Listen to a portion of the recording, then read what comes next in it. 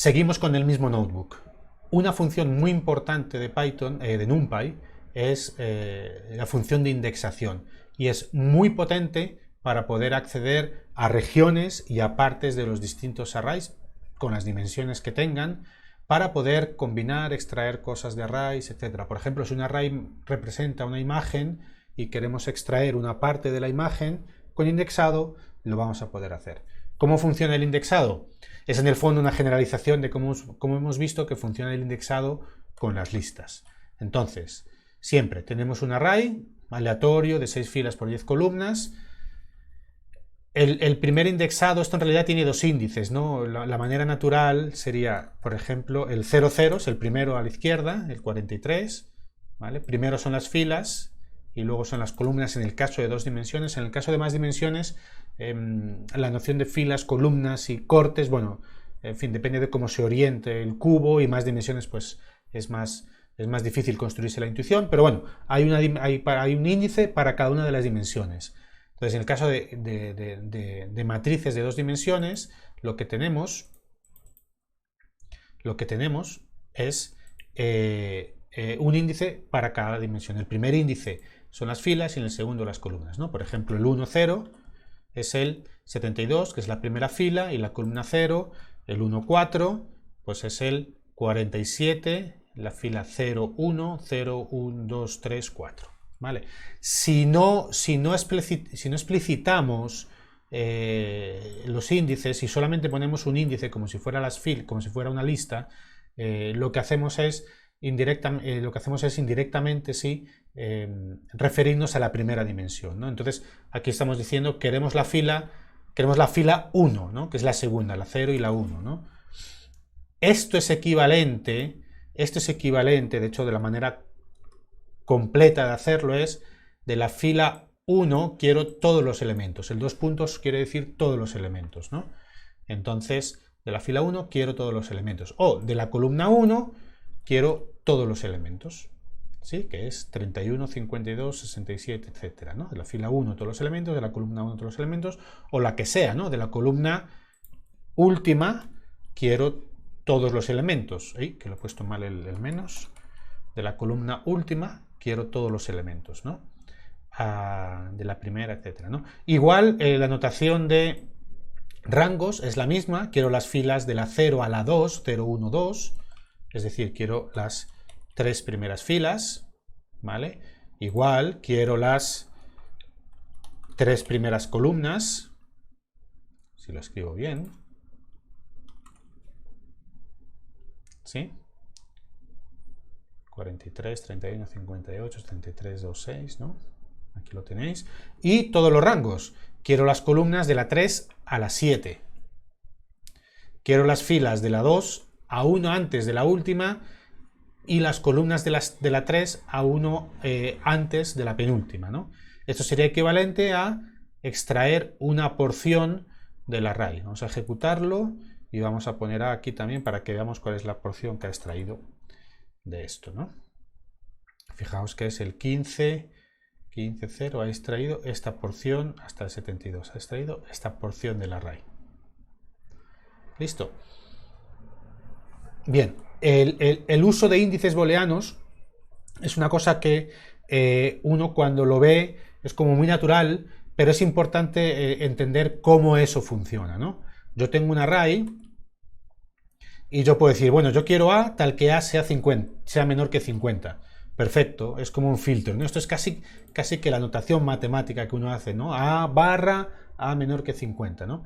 Y eso está hecho así, pues en el sentido de que Python sea un lenguaje que sirva para prototipado, que de la matemática, la intuición, la matemática podamos ir rápido a la implementación, etc. ¿Por qué esto funciona? Bueno, porque yo, si tengo un array y yo construyo un array de booleanos de la manera que sea, y en este caso estoy construyendo un array de booleanos a mano, yo puedo decirle, y que tiene que ser de la misma longitud que tiene A, yo puedo decir, oye, yo quiero el primero, el segundo, no me pongas el tercero, no me pongas el cuarto, o sea, el primero, el 0, el 1, no me pongas el 2, no me pongas el 3, no me pongas el 4, ni el 5, ponme el 6, ¿no? Entonces yo puedo indexar un array cualquiera por un array o una lista de booleanos de las mismas dimensiones. ¿sí? Ahora, el cómo yo construya esa lista de booleanos ya es problema mío. Yo lo puedo hacer explícitamente o yo lo puedo hacer por una operación que yo hago a un array. Un array, una operación booleana, como hemos visto anteriormente, aplica la operación a todos sus elementos. Entonces, fijaos que yo aquí construyo un array con los elementos a true de las posiciones en las cuales se cumple esta condición, ¿no? Entonces, fijaos que esta sintaxis que tengo acá es exactamente igual que esta. Lo único es que el array que yo estoy usando para indexar, en este caso yo lo construyo a mano, que en el fondo esto casi nunca lo hace uno, ¿no? Y esto yo lo construyo con una operación booleana elemento a elemento, ¿no? El resultado de esta operación, os recuerdo, no es un booleano, es un array de booleanos, ¿no? Que no es lo mismo. Y yo puedo combinar operaciones, ¿no? Esto es un array de booleanos que cumplen esta condición y esto es otro array de booleanos que cumple esta otra condición, ¿no? Si es par. Es decir, si el módulo de dividir elemento a elemento, cada elemento por 2 es 0. Entonces, esto es que me da los que son menores de 50 y los que son pares.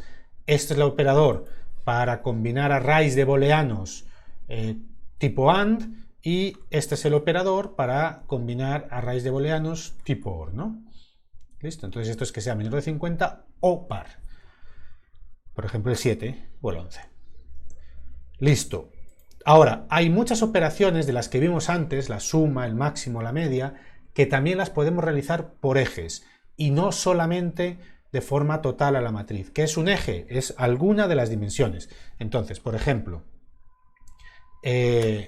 una matriz, de nuevo, creamos una matriz aleatoria, súmame los elementos de A recorriéndome el eje 0. El eje 0, cuando tenemos un array bidimensional, una matriz, es el eje de las filas, ¿no? Entonces esto es, súmame la matriz recorriéndome el eje de las filas, es recórreme el eje de las filas, o sea, el que recorro es este eje, ¿sí? Yo dejo fija una columna y recorro el eje de las filas, ¿no?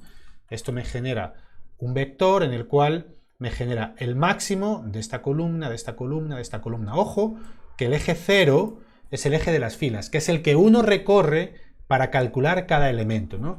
Es un poco contraintuitivo, porque uno diría, bueno, pues si el eje 1 es el de las columnas, pues que me haga el máximo por columnas, ¿no?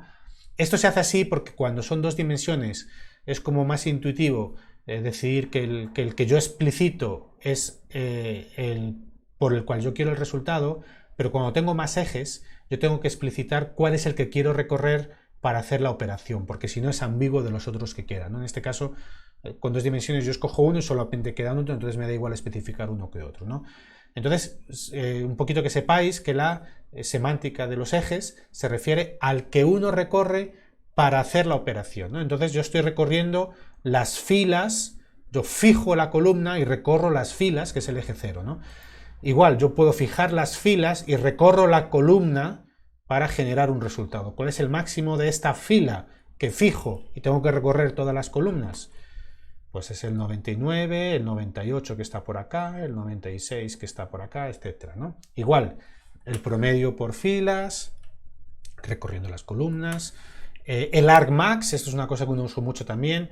El máximo es cuál es el máximo, el argmax es dónde está la posición del máximo, ¿no? Entonces el máximo aquí era el primero, que es el 0, luego el siguiente con el 98 y el 96, 0, 1, 2, 3, 4, 5, el 98 está en la posición 5, entonces este 5 corresponde con este 98, este 5 con este 96, que es el de abajo, ¿no? Entonces, prácticamente casi todas las operaciones que implican hacer algo con toda la matriz, de estas sumas, productos, máximos, mínimos, todas estas operaciones, también admiten operaciones por ejes, ¿no? Y esto es una cosa que es muy útil, ¿no?